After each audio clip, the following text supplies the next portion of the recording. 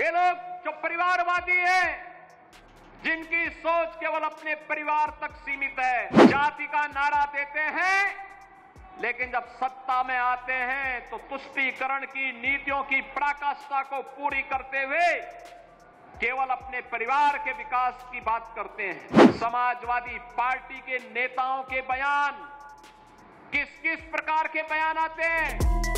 पहलगाम आतंकी हमले को लेकर उत्तर प्रदेश के मुख्यमंत्री योगी आदित्यनाथ ने बड़ी बात कही है।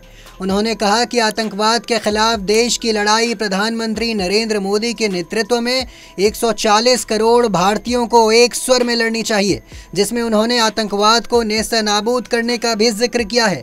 साथ ही साथ वो विपक्ष पर भी हमलावर नजर आए। ये लोग जो परिवारवादी हैं, जिनकी सोच केवल अपने परिवार तक सीमित है, जाति का नारा देते हैं, लेकिन जब सत्ता में आते हैं तो तुष्टीकरण की नीतियों की पराकाष्ठा को पूरी करते हुए केवल अपने परिवार के विकास की बात करते हैं, अपने परिवार तक सीमित रह जाते हैं। आपने देखा होगा जब 22 अप्रैल को पहलगाम में पर्यटकों पर हमला हुआ था, आतंकी हमला हुआ था, समाजवादी पार्टी के नेताओं के बयान किस किस प्रकार के बयान आते हैं? ये पता लगाने में ही कठिनाई होती है कभी कभी कि ये समाजवादी पार्टी के नेता बयान दे रहे हैं या कोई पाकिस्तान का प्रवक्ता बयान दे रहा है। ये पता लगाने में ही कठिनाई हो जा रही है। आपने कल समाजवादी पार्टी के एक पदाधिकारी का मुंबई में दिया गया बयान देखा होगा। इससे पहले कानपुर का एक नौजवान अपने परिवार के साथ गया था पहलगाम, स्वर्गीय शुभम द्विवेदी की निर्मम हत्या कर दी गई।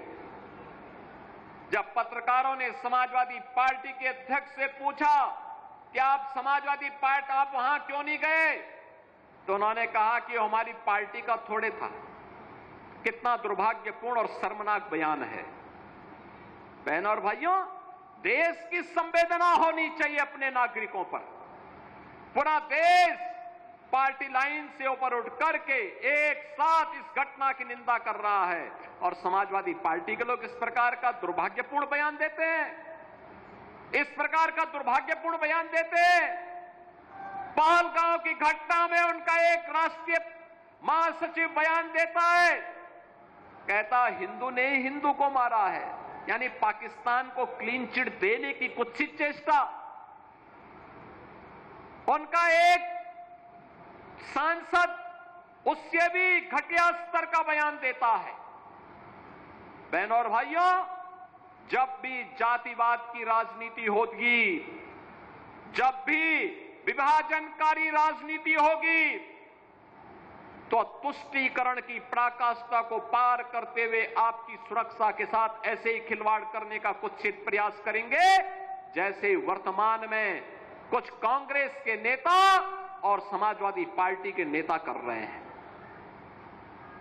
हमें एक स्वर से निंदा करनी चाहिए।